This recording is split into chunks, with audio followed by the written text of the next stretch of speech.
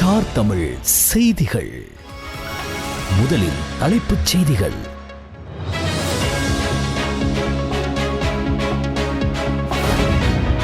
கந்தான police நிலையத்திற்கு முன்பாக அடையாளம் தெரியாத 2 நபர்கள் நடத்திய துப்பாக்கிச் சூட்டில் ஒருவர் உயிரிழந்துள்ளார்.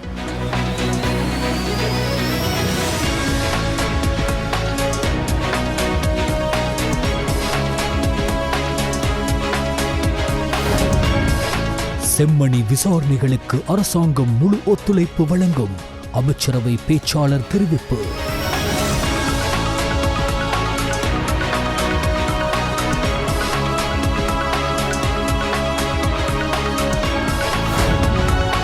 பிற மொழிகளை கற்றுக்கொள்வதன் முக்கியத்துவம் குறித்து பேசிய போது நான் கேலி செய்யப்பட்டேன்.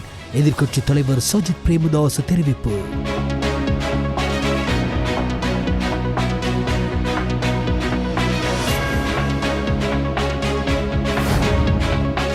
யாழ் சிந்துபாத்தி செம்மணி மனித புதைக்குழியில் இருந்து இதுவரை 38 மனித எச்சங்கள் மீட்கப்பட்டுள்ளன.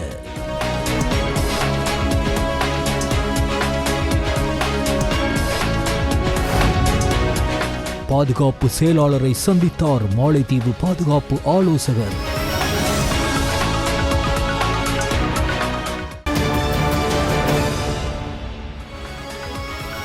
உள்நாட்டுச் செய்திகள்.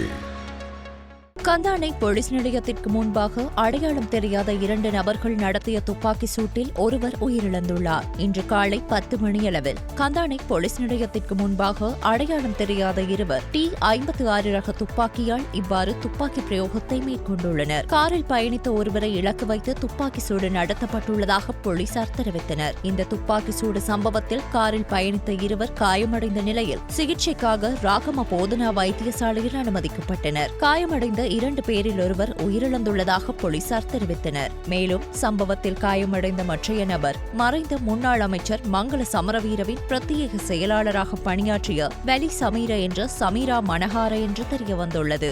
துப்பாக்கி சூட்டில் அவர் காயமடைந்த போதிலும் அவரது நிலைமை மோசமாக இல்லை என்று வைத்தியசாலை வட்டாரங்கள் தெரிவிக்கின்றன. துப்பாக்கி சூட்டுக்கு இலக்காகி உயிரிழந்த நபர் உபாலி அமுனுவிலை எனவும் அவர் சமீர மனஹாரவின் மைத்துனர் என்றும் கூறப்படுகிறது. இருவரும் உடற்பயிற்சி நிலையத்திலிருந்து வீடு திரும்பிக் கொண்டிருந்த போது அவர்களது வீட்டிலிருந்து சுமார் 500 மீட்டர் தொலைவில் வைத்து இவ்வாறு துப்பாக்கி சூடு நடத்தப்பட்டுள்ளதாக போலீசார் தெரிவித்தனர். துப்பாக்கி சூட்டுக்கான காரணம் இன்னும் வெளியாகவில்லை. மேலும் கந்தானை போலீசார் உட்பட பல போலீஸ் குழுக்கள் சம்பவம் குறித்த மேலதிக விசாரணைகளை முன்னெடுத்து வருகின்றனர். இதேவேளை நீர்கொழும்பு துங்கல்பிட்டிய பகுதியில் மற்றொரு துப்பாக்கி சூடு சம்பவம் ஒன்று இடம்பெற்றுள்ளதாக தெரிவிக்கப்படுகிறது. போலீசாரின் உத்தரவை மீறி வீதியில் பயணித்த மோட்டார் சைக்கிள் மீது போலீசாரினால் துப்பாக்கி சூடு நடத்தப்பட்டுள்ளதாக தெரிவிக்கப்படுகிறது. சம்பவத்தில் மோட்டார் சைக்கிளில் பயணித்த ஒருவர் காயமடைந்துள்ளதாக தெரிவிக்கப்படுகிறது.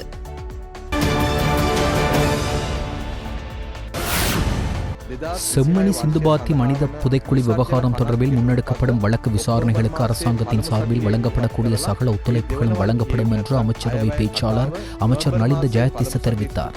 அரசாங்க தகவல் திணைக்களத்தில் நேற்று புதன்கிழமை இடம்பெற்ற அமைச்சரவை தீர்மானங்களை அறிவிக்கும் ஊடகவியலாளர் மாநாட்டில் ஊடகவியலாளர்களால் கேட்கப்பட்ட கேள்விகளுக்கு பதிலளிக்கும் போதே அமைச்சர் இதை தெரிவித்தார். இது தொடர்பில் அவர் மேலும் தெரிவிக்கையில், செம்மணி மனித புதைக்குழி தொடர்பில் ஜூன் 29ஆம் தேதி வழக்கு விசாரணைக்கு எடுத்துக் கொள்ளப்பட்டது. இது தொடர்பில் அரசாங்கத்தின் அறிக்கை குற்ற புலனாய்வு பிரிவுக்கு வழங்கப்பட்டுள்ளது. நீதி அமைச்சினால் அதற்குரிய நடவடிக்கைகள் முன்னெடுக்கப்பட்டன. இது தொடர்பாக வழக்கு விசாரணைகளுக்கு அரசாங்கத்தின் சார்பில் வழங்கப்படக்கூடிய சகல ஒத்துழைப்புகளையும் வழங்குவோம். தற்போது இது தொடர்பில் நீதிமன்ற நடவடிக்கைகள் முன்னெடுக்கப்பட்டு வருவதால் எம்மால் வேறு கருத்துக்கள் எதையும் வெளியிட முடியாது. எவ்வாறாயிருப்பினும் இது குறித்த தகவல்கள் அரசாங்கத்தின் சார்பில் நீதிமன்றத்தில் சமர்ப்பிக்கப்பட்டுள்ளது என்றார்.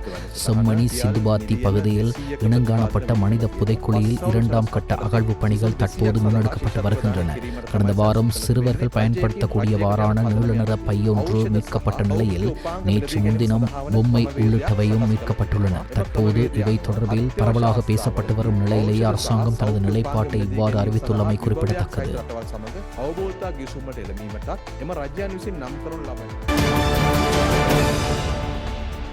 கடந்த காலங்களில் எதிர்க்கட்சியில் இருந்து கொண்டு பல பணிகளை முன்னெடுத்தேன். பிரபஞ்சம் திட்டத்தின் மூலம் பாடசாலைகளுக்கு கணனிகள், ஸ்மார்ட் திரைகள் மற்றும் பிரிண்டர்களை நன்கொடையாக வழங்கினேன். அச்சமயங்களில் ஆங்கிலம் மற்றும் தகவல் தொழில்நுட்ப கல்வியை விருத்தி செய்வதன் முக்கியத்துவத்தையும் எடுத்துரைத்தேன். இவ்வாறான பணிகளை நாட்டுக்கு முன்வைத்த போது அரசியல் ரீதியான தாக்குதல்களை கூட நான் எதிர்கொண்டேன். ஆங்கில மொழி அறிவை விருத்தி செய்ய வேண்டும் என்று சொன்னபோது, ஸ்மார்ட் கல்வி குறித்து பேசிய போது, பிற மொழிகளை கற்றுக்கொள்வதன் முக்கியத்துவம் குறித்து பேசிய போது நான் கேலி செய்யப்பட்டேன். முட்டாள்தனமான பேச்சு என்றும் நான் அவமானப்படுத்தப்பட்டேன் என்று எதிர்க்கட்சித் தலைவர் தெரிவித்தார். உண்மை ஒரு நாள் வெல்லும். அண்மையில் நான் கூறிய கதைகளின் உண்மையை மக்கள் புரிந்து கொண்டிருப்பர். ஆங்கிலத்தை தவறாக பயன்படுத்தியதற்காக யாரையும் ஒருபோதும் நான் கேலி செய்ய மாட்டேன். மாறிவரும் உலகத்திற்கேற்ப பொருந்தாத காலாவதியான கல்வி முறையே ஆங்கில மொழியின் தவறான பயன்பாட்டிற்கு காரணமாகும். எனவே நாம் இப்போதாவது உண்மையை புரிந்து கொண்டு சர்வதேச சமூகத்தின் முன் கோமாளிகளாக மாறுவதற்கு பதிலாக இந்நாட்டின் பிள்ளைகளுக்கும் தற்போதைய தலைமுறையினருக்கும் நீதியை உறுதி செய்ய கல்வி முறையில் தெளிவான மாற்றத்தை கொண்டு வந்து ஆங்கில வழி கல்வியை நோக்கி நகர வேண்டும் என்று எதிர்க்கட்சித் தலைவர் சஜித் பிரேமதாச தெரிவித்தார்.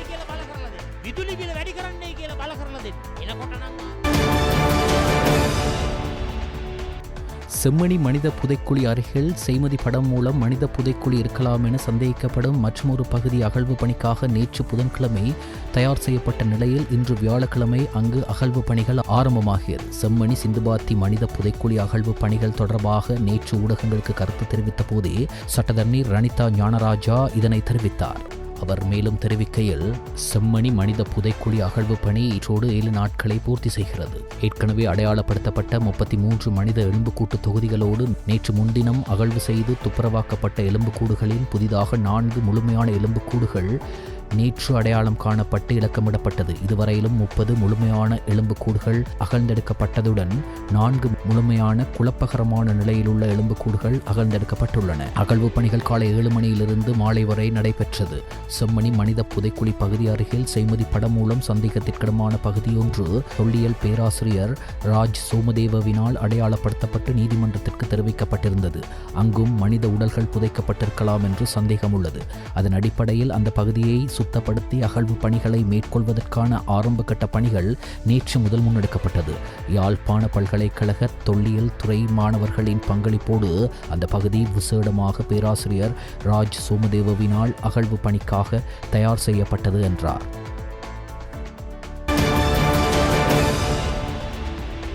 ஜனாதிபதியின் செயலாளர் கலாநிதி நந்திக சனத்குமார் நாயக்க மற்றும் இலங்கைக்கான நெதர்லாந்து தூதுவர் பனி ஆர்பாக் ஆகியோருக்கிடையிலான கலந்துரையாடல் நேற்று ஜனாதிபதி அலுவலகத்தில் இடம்பெற்றது. தற்போது நெதர்லாந்தில் உள்ள இலங்கையின் பழங்கால பொருட்கள் மற்றும் ஓலைச்சுவடிகளை மீள கொண்டு வருவது குறித்து இங்கு கலந்துரையாடப்பட்டது. இந்த பணியில் இலங்கை அரசாங்கம் வழங்கிய ஆதரவிற்கு தனது நன்றியை தெரிவித்துக் கொண்ட பனி ஆர்பாக், இரு நாடுகளுக்கும் இடையிலான கலாச்சார உறவுகளை வலுப்படுத்த இது ஒரு முக்கியமான வாய்ப்பாக கருதுவதாகவும் தெரிவித்தார். காலனித்துவ நாடுகளுடனான ஒத்துழைப்பை வலுப்படுத்த நெதர்லாந்து அரசாங்கம் காலனித்துவ காலத்து கலை பொருட்களை உரிய நாடுகளுக்கு மீண்டும் திருப்பி வழங்குவதற்கான கொள்கை முடிவை எடுத்துள்ளது. அதன்படி அவர்கள் அந்த கலைப்பொருட்களை மீளமைப்பதற்கான ஆரம்பமாக ஒரு ஆராய்ச்சி திட்டத்தை தொடங்கியுள்ளதுடன் அந்நாட்டில் உள்ள காலனித்துவ கலைப்பொருட்கள் தொடர்பில் கூட்டு ஆய்வுகளை மேற்கொள்வதற்கு இலங்கை அதிகாரிகளுடன் இணக்கம் காணப்பட்டுள்ளது. இதன் ஆரம்பமாக இலங்கையின் தேசிய ஆவண காப்பக திணைக்களத்தின் தலைமையில் இரு நாட்டு ஆய்வாளர்களும் நெதர்லாந்தில் உள்ள ஓலைச்சுவடி கையெழுத்து பிரதிகள் குறித்து ஆய்வுகளை மேற்கொள்ள எதிர்பார்க்கப்படுகிறது. ஜனாதிபதியின் சிரேஷ்ட மேலதிக செயலாளர் ரோஷான் கமகே, கலாச்சார அலுவல்கள் தொடர்பான நெதர்லாந்து தூதுவரின் ஆலோசகர் கிறிஸ்டின் மெண்டிஸ் ஆகியோரும் இந்நிகழ்வில் கலந்து கொண்டனர்.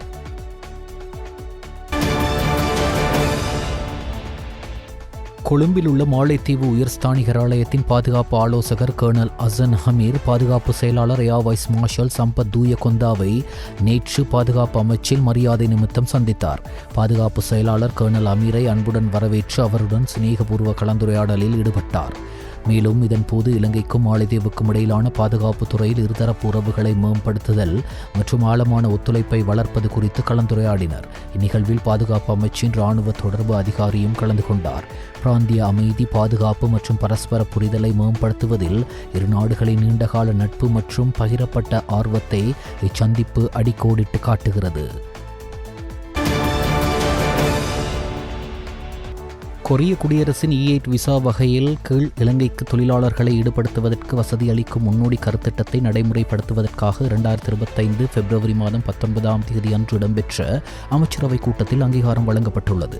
அதற்கமைய புரிந்துணர்வு ஒப்பந்தத்தை மேற்கொள்வதற்காக கொரிய குடியரசின் ஆர்வம் காட்டுகின்ற உள்ளூராட்சி நிறுவனங்களுடன் ராஜதந்திர வழிமுறை மூலம் பேச்சுவார்த்தைகள் நடத்தப்பட உள்ளன.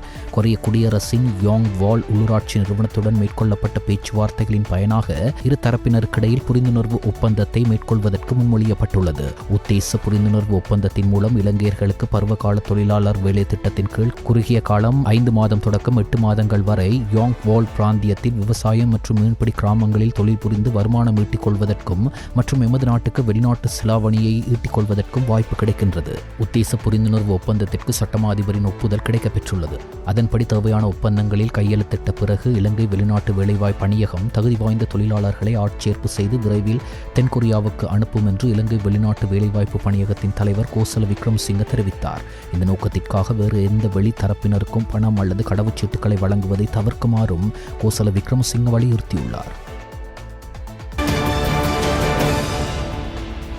நோர்வூட் பிரதேச சபை தலைவர் பிரான்சிஸ் ஹெலன் உத்தியோகபூர்வமாக கடமைகளை பொறுப்பேற்றார். நோர்வூட் பிரதேச சபை செயலாளர் முரளிதரன் முன்னிலையில் தேசிய மக்கள் சக்தி கட்சி உறுப்பினர் பிரான்சிஸ் ஹெலன் மற்றும் ஐக்கிய மக்கள் சக்தி கட்சி உறுப்பினர் நடராஜ் சிவகுமார் ஆகியோர் உத்தியோகபூர்வமாக கடமைகளை பொறுப்பேற்றனர். அவர்கள் டியான்சின் நகர மையத்திலிருந்து நோர்வூட் பிரதேச சபை வளாகத்திற்கு பேரணியாக சென்று அனைத்து மத தலைவர்களின் ஆசீர்வாதத்தின் கீழ் கடமைகளை பொறுப்பேற்றனர். இந்நிகழ்வில் தேசிய மக்கள் கட்சியின் நோர்வூட் தேர்தல் அமைப்பாளர் லலித் சுரவீர, உயர்பீட உறுப்பினர்கள், ஐக்கிய மக்கள் சக்தியின் மஸ்கெலிய தேர்தல் அமைப்பாளரும் அமகமுவ பிரதேச சபையின் தலைவருமான கபில நாகந்தல் உள்ளிட்ட பலர் கலந்து கொண்டனர்.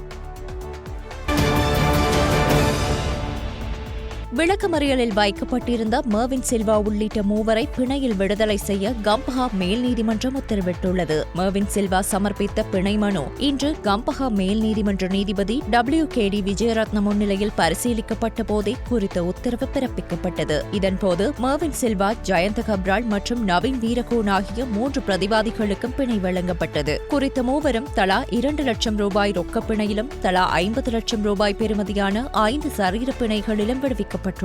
மேலும் அவர்களுக்கு வெளிநாட்டு பயண தடையும் விதிக்கப்பட்டுள்ளது. சாட்சிகள் மீது அழுத்தம் பிரயோகிப்பதை தவிர்க்குமாறு பிரதிவாதிகளுக்கு நீதிமன்றம் எச்சரிக்கை விடுத்ததோடு ஒவ்வொரு ஞாயிற்றுக்கிழமைகளிலும் குற்றப்புலனாய்வு திணைக்களத்தில் முன்னிலையாகுமாறு உத்தரவிடப்பட்டுள்ளது.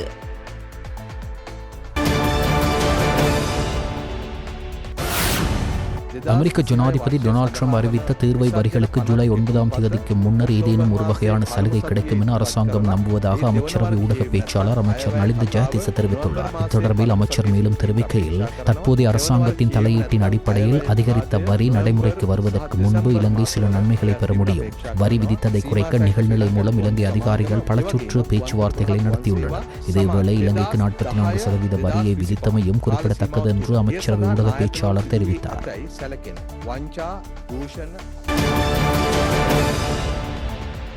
திடீர் விபத்துகளுக்கு உள்ளாகும் சிறுவர்களின் எண்ணிக்கை அதிகரித்து வருவதாக கொழும்பு தெற்கு போதனா வைத்தியசாலையின் சிறுவர் வைத்தியரான பேராசிரியர் ருவந்தி பெரேரா தெரிவித்தார். இவற்றில் பெரும்பாலான விபத்துக்கள் அறியாமை மற்றும் சோதனை செய்து பார்ப்பதனூடாக இடம்பெறுவதாக அவர் தெரிவித்தார். தேசிய விபத்து தடுப்பு வாரத்தை முன்னிட்டு சுகாதார மேம்பாட்டு பணியகத்தில் நடைபெற்ற ஊடகவியலாளர் சந்திப்பில் பங்கேற்று பேசிய போதே அவர் இதனை குறிப்பிட்டார். தெற்காசிய நாடாக இலங்கை மிக உயர்ந்த மட்டத்தில் உள்ளது. ஆனால் துரதிர்ஷ்டவசமாக நம் நாட்டில் உள்ள தரவுகளை பார்க்கும்போது விபத்துக்களால் சிறுவர்களுக்கு ஏற்படும் பாதிப்புகள் அதிகரித்து வருகின்றன. நாங்கள் 16 வயது வரை சிறுவர்களாக பார்க்கிறோம். இதை பெரும்பாலும் 2 வெவ்வேறு வயது குழுக்களாக பிரிக்கலாம். 2 முதல் 3 வயது வரையிலான அறியாமையால் ஏற்படும் விபத்துக்கள், அடுத்ததாக 12 முதல் 14 வயதுடையவர்கள் இளமை பருவத்தில் நுழையும் போது மேற்கொள்ளும் சோதனை நடவடிக்கைகளால் ஏற்படும் ஆபத்துக்கள். விபத்துக்கள் பல வடிவங்களில் வருகின்றன. விழுதல், சுளுக்கு மற்றும் தீக்காயங்கள் ஆகியவை சிறுவர்கள் எதிர்கொள்ளும் மிகவும் பொதுவான விபத்துக்களில் அடங்கும். விபத்துக்களை தடுப்பதற்காக சிறுவர்களுக்கு அறிவுறுத்த வேண்டியதன் அவசியம் குறித்தும் பேராசிரியர் ருவந்தி பெரேரா சுட்டிக்காட்டினார்.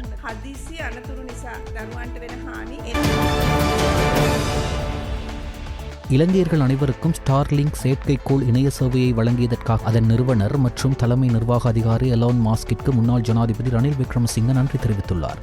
இது தொடர்பில் அறிக்கை ஒன்றை வெளியிட்டுள்ள முன்னாள் ஜனாதிபதி விரைவில் எலான் மாஸ்கை சந்திக்க ஆவலுடன் இருப்பதாகவும் குறிப்பிட்டுள்ளார். நாட்டின் டிஜிட்டல் துறைக்கான மேலதிக வாய்ப்புகளை ஆராய இந்த சந்திப்பு நம்பிக்கை அளிக்கும் எனவும் அந்த அறிக்கையில் கூறப்பட்டுள்ளது. 2024 ஆண்டு இந்தோனேஷியாவின் பாலியில் நடைபெற்ற 10வது உலக நீர் உச்சி மாநாட்டில் கலந்து கொண்ட போது ரணில் விக்ரமசிங்க எலான் மாஸ்கை சந்தித்தார்.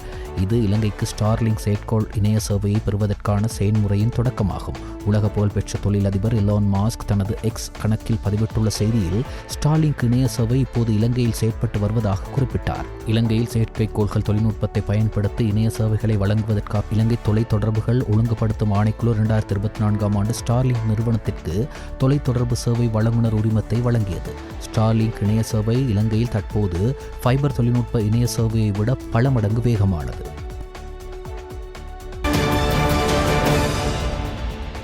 இலங்கை குடிமக்களுக்கு விசா இல்லாத நுழைவை வழங்குவது குறித்து மலேசியா தீவிரமாக பரிசீலித்து வருகிறது. இந்த திட்டம் அங்கீகரிக்கப்பட்டால் இருதரப்பு சுற்றுலா மற்றும் நாடுகளுக்கும் இடையிலான பொருளாதார பரிமாற்றத்தை அதிகரிப்பதற்கான சக்தி வாய்ந்த ஊக்கியாக இந்த திட்டம் செயல்படும். மலேசியாவின் சுறுசுறுப்பான நகரங்கள், பசுமையான மழைக்காடுகள் மற்றும் வளமான கலாச்சார சலுகைகள் ஆகியவற்றின் வசீகரம் பல இலங்கையர்களுக்கு மறுக்க முடியாதது. இதையொட்டி மலேசிய சுற்றுலா அதிகாரிகள் இலங்கையிலிருந்து அதிகமான பயணிகளை வரவேற்க ஆர்வமாக உள்ளனர். மலேசிய சுற்றுலா துறையில் ஆசியா மற்றும் ஆப்பிரிக்காவிற்கான சர்வதேச ஊக்குவிப்பு மூத்த பணியாளர் நுவால் ஃபாதிலா குவாஸ்மி இலங்கையர்களுக்கான விசா இல்லாத நுழைவை ஆதரிக்கும் விரிவான திட்டங்கள் ஏற்கனவே மலேசிய அரசாங்கத்திடம் சமர்ப்பிக்கப்பட்டுள்ளதாக தெரிவித்தார். கொழும்பில் உள்ள மலேசிய உயர்ஸ்தானிகர் ஆலயம் இந்த நடவடிக்கைக்கு ஆதரவாக இருப்பதாகவும் இது ஒரு சரியான நேரத்தில் மற்றும் மூலோபாய முன்னேற்ற நடவடிக்கை என்றும் அவர் வலியுறுத்தினார். இந்த முயற்சி நிறைவேறுவதற்கான சாத்தியக்கூறுகளை மேலும் அதிகரிக்க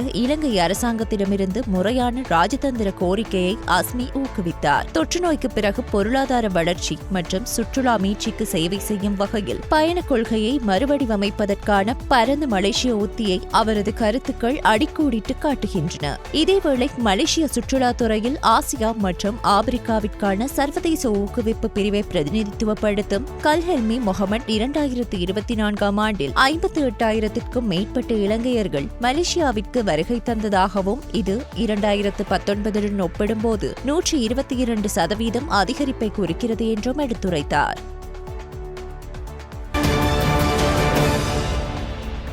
இலங்கை மனித உரிமைகள் ஆணைக்குழுவிற்கு கிடைக்கப்பெற்ற முறைப்பாடுகள், அவை தொடர்பாக மேற்கொள்ளப்பட்ட விசாரணைகள் என்பனவற்றின் அடிப்படையில் 2020 ஜனவரி முதல் 2023 மார்ச் மாதம் வரையான காலப்பகுதியில் இலங்கை போலீசாருடன் தொடர்புபட்ட தடுப்பு காவல் மரணங்கள் 49 அவதானிக்கப்பட்டுள்ளன. போலீஸ் பாதுகாப்பில் உள்ளவர்கள் மற்றும் போலீசாருடன் மோதல்களில் போது ஏற்பட்ட மரணங்களை தடுப்பது தொடர்பான இலங்கை மனித உரிமை ஆணைக்குழு இலங்கை போலீசாருடன் 2025 ஆண்டின் 1ஆம் இலக்க பொது வழிகாட்டுதல்களும் பரிந்துரைகளும் வெளியிட்டுள்ளதால் அது பற்றி அனைவரும் அறிந்து கொள்வது அவசியமாகும் என இலங்கை மனித உரிமைகள் ஆணைக்குழுவின் தலைவர் புஞ்சேவா தெரிவித்தார்.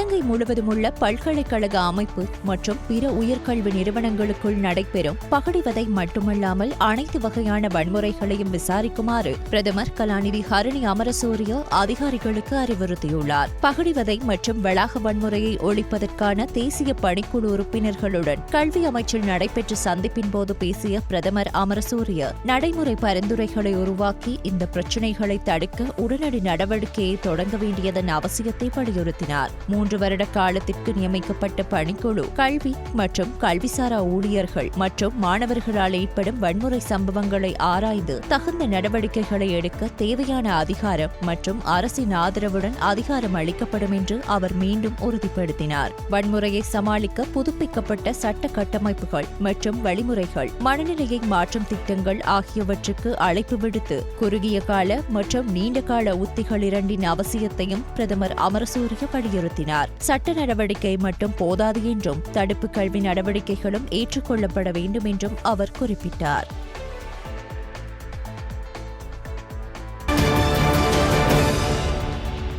குற்றப்புலனாய்வு திணைக்களத்தின் காவலில் இருந்து தப்பிக்க திட்டம் தீட்டியதாக குற்றம் சாட்டப்பட்டுள்ள ஹரக்கட்டா என்ற நதுல் சிந்தக உள்ளிட்ட 3 குற்றவாளிகளுக்கு எதிராக சட்டமா அதிபரால் தாக்கல் செய்யப்பட்ட குற்றப்பத்திரிகையை பராமரிக்க முடியாது என்று பிரதிவாதிகள் எழுப்பிய ஆரம்ப ஆட்சேபனையை கொழும்பு மேல் நீதிமன்றம் நிராகரித்துள்ளது. இந்த தீர்ப்பை கொழும்பு மேல் நீதிமன்ற நீதிபதி சுஜீவ நிசங்க வழங்கினார். பயங்கரவாத தடுப்பு சட்டத்தின் கீழ் பிரதிவாதிகளுக்கு எதிராக சட்டமா அதிபரால் தாக்கல் செய்யப்பட்ட குற்றச்சாட்டுகளை மேல் நீதிமன்றத்தில் விசாரணைக்கு எடுத்துக்கொள்ள முடியும் என குறிப்பிட்டார். குற்றப்பத்திரிகைகளை சமர்ப்பித்ததில் எந்த நடைமுறை பிழையும் இல்லை என்றும் நீதிபதி தனது உத்தரவில் குறிப்பிட்டார். பின்னர் வழக்கை ஆகஸ்ட் 5ஆம் திகதி விசாரணைக்கு எடுத்துக்கொள்ள நீதிபதி உத்தரவிட்டார்.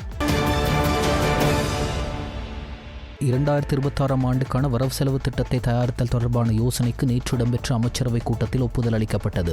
செழிப்பான நாடு அழகான வாழ்வு எனும் கொள்கைக்கு அமைய 2026ஆம் ஆண்டுக்கான வரவு செலவு திட்டத்தை தயாரிப்பதற்கு எதிர்பார்க்கப்படுகின்றது என்று அரசாங்கம் அறிவித்துள்ளது. 2026ஆம் ஆண்டுக்கான வரவு செலவு திட்டத்தை தயாரிக்கும் போது கிராமிய அபிவிருத்தி தொடக்க முயற்சிகளுக்கு முன்னுரிமை அளிப்பதற்கு எதிர்பார்க்கப்படுவதாக தெரிவிக்கப்பட்டுள்ளது. 2024ஆம் ஆண்டின் 44ஆம் இலக்க நிதி முகாமைத்துவ சட்டத்தின் ஏற்பாடுகள் மற்றும் அரச கொள்கை பிரகடனத்திற்கு அமைய அமைச்சுக்களின் விடயதானங்களின் கீழ் அந்தந்த அமைச்சுக்கள் அடையாளம் கண்டுள்ள கருத்திட்டங்கள் மற்றும் வேலை திட்டங்களை நடைமுறைப்படுத்துவதற்கு தேவையான நிதி ஒதுக்கீடுகளை மேற்கொள்வதற்கு அனைத்து அமைச்சுக்களிடமிருந்து முன்மொழிவுகள் பெற்றுக்கொள்ளப்பட உள்ளன. அதற்கமைய 2026ஆம் ஆண்டுக்கான ஒதுக்கீட்டு சட்டமூலத்தை எதிர்வரும் அக்டோபர் மாதம் நாடாளுமன்றத்தில் சமர்ப்பித்து அதன் 2ஆம் வாசிப்பை எதிர்வரும் நவம்பர் மாதத்தில் நடத்துவதற்கும் 3ஆம் வாசிப்பு மீதான விவாதத்தை நவம்பர் மற்றும் டிசம்பர் மாதங்களில் நடத்துவதற்கும் தீர்மானிக்கப்பட்டுள்ளது. இந்த வகையில் 2026ஆம் ஆண்டுக்கான வரவு செலவு திட்டத்தை தயாரிப்பதற்கு நிதி திட்டமிடல் மற்றும் பொருளாதார அபிவிருத்தி அமைச்சராக ஜனாதிபதி சமர்ப்பித்துள்ள யோசனைக்கு அமைச்சரவை அங்கீகாரம் வழங்கியுள்ளது.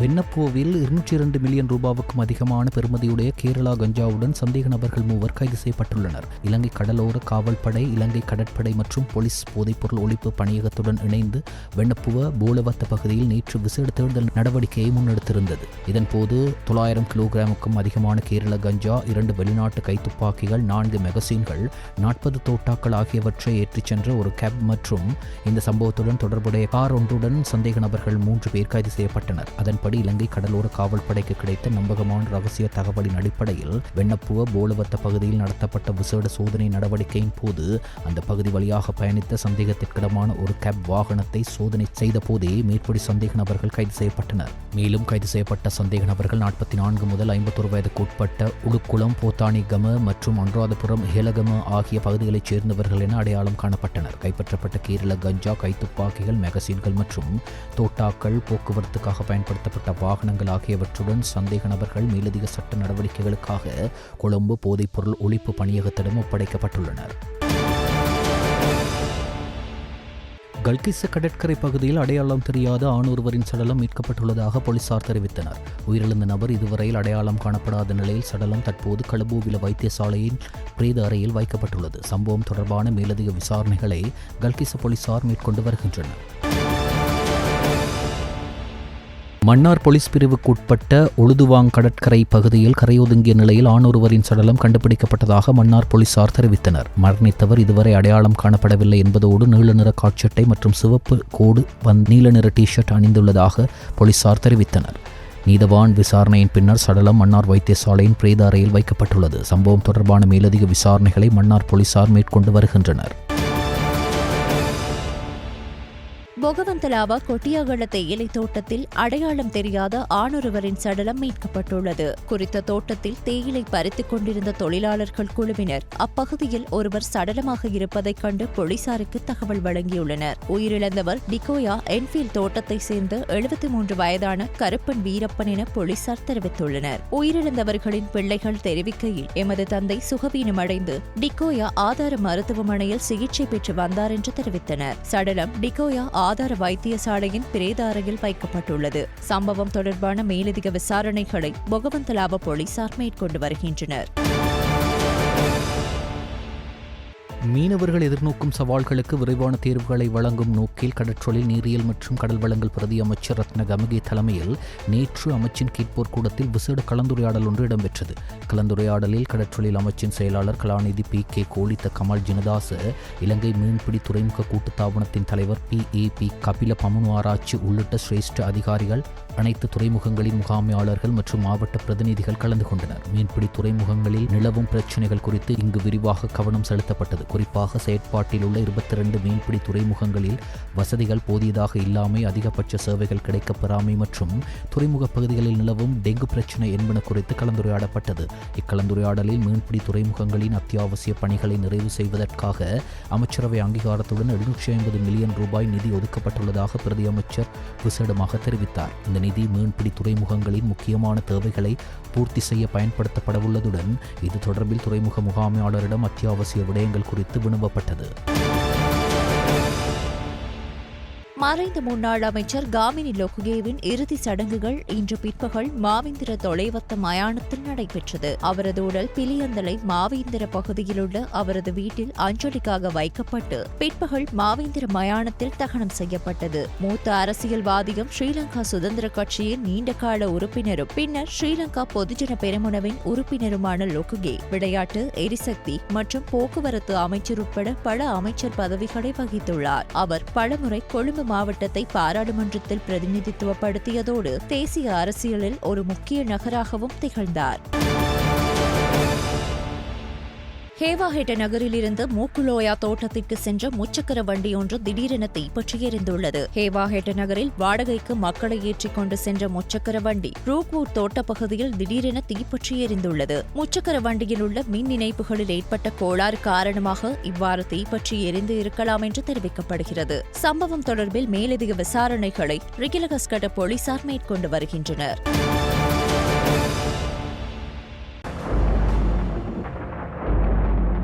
மேல் சப்ரகமுவ மற்றும் வடமேல் மாகாணங்களிலும் நுவரெலியா, கண்டி, காலி மற்றும் மாத்தர மாவட்டங்களிலும் பல தடவைகள் மழை பெய்யக்கூடும் என வளிமண்டலவியல் திணைக்களம் எதிர்வு கூறியுள்ளது. மேலும் ஊவா மாகாணத்திலும் அம்பாறை மற்றும் மட்டக்களப்பு மாவட்டங்களிலும் சில இடங்களில் மாலை அல்லது இரவில் மழை அல்லது இடியுடன் கூடிய மழை பெய்யக்கூடிய சாத்தியக்கூறுகள் காணப்படுவதாகவும் அத்திணைக்களம் வெளியிட்டுள்ள அறிக்கையில் தெரிவிக்கப்பட்டுள்ளது. மத்திய மலைநாட்டின் மேற்கு சரிவுகளிலும் வடக்கு, வடமத்திய, தென் மற்றும் வடமேல் மாகாணங்களிலும் திருகோணமலை மற்றும் அம்பாந்தோட்ட மாவட்டங்களிலும் அவ்வப்போது மணிக்கு 30 தொடக்கம் 40 கிலோமீட்டர் வேகத்தில் பலத்த காற்று வீசக்கூடும். இடியுடன் கூடிய மழை பெய்யும் வேளைகளில் அப்பிரதேசங்களில் தற்காலிகமாக பலத்த காற்றும் வீசக்கூடும். மின்னல் தாக்கங்களினால் ஏற்படக்கூடிய பாதிப்புகளை குறைத்துக் கொள்ள பொதுமக்கள் தேவையான முன்னெச்சரிக்கை நடவடிக்கைகளை எடுத்துக் கொள்ளுமாறு வளிமண்டலவியல் திணைக்களம் அறிவுறுத்தியுள்ளது. இடைவேளைக்கு பின்னர் செய்திகள் தொடரும். செய்திகள் தொடர்கின்றன. வெளிநாட்டு செய்திகள்.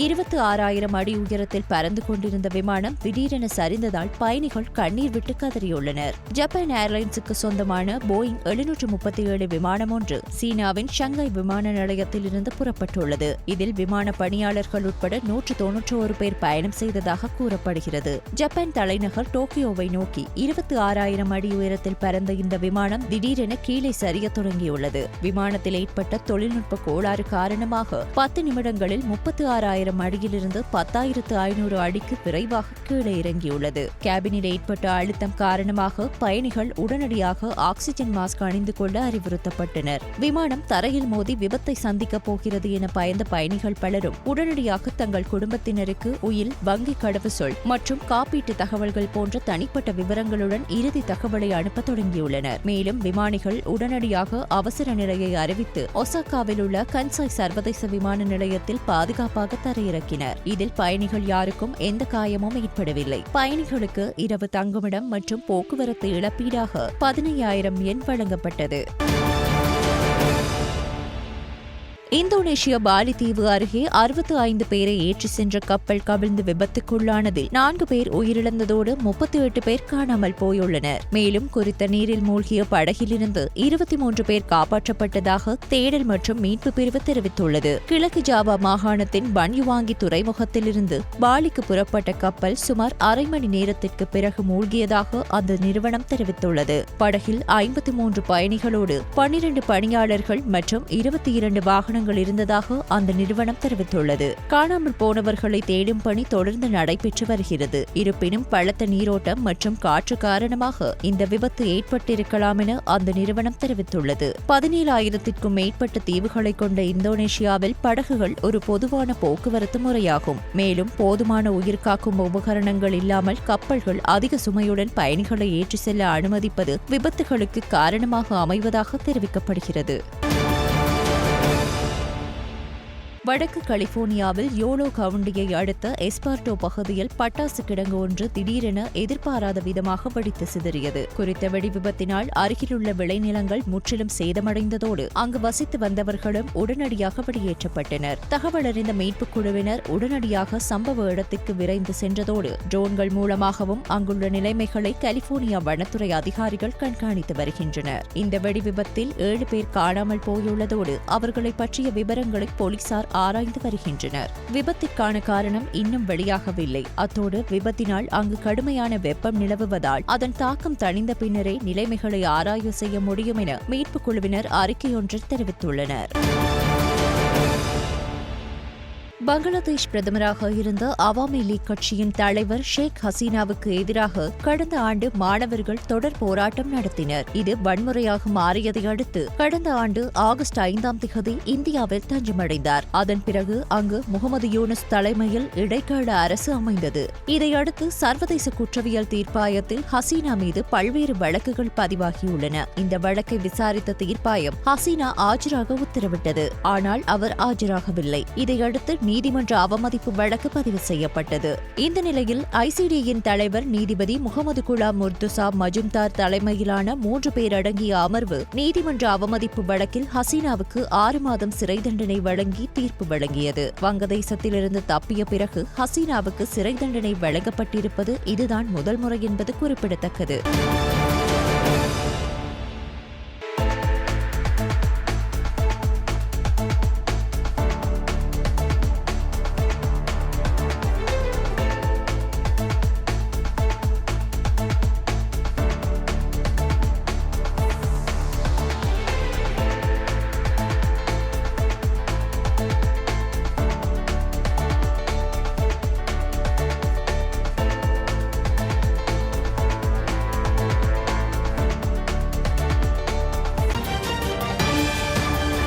இடைவேளைக்கு பின்னர் செய்திகள் தொடரும்.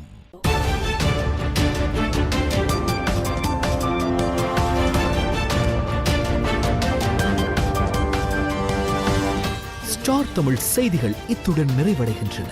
மீண்டும் எமது செய்திகள் நாளை இரவு 7 மணிக்கு ஒளிபரப்பாகும்.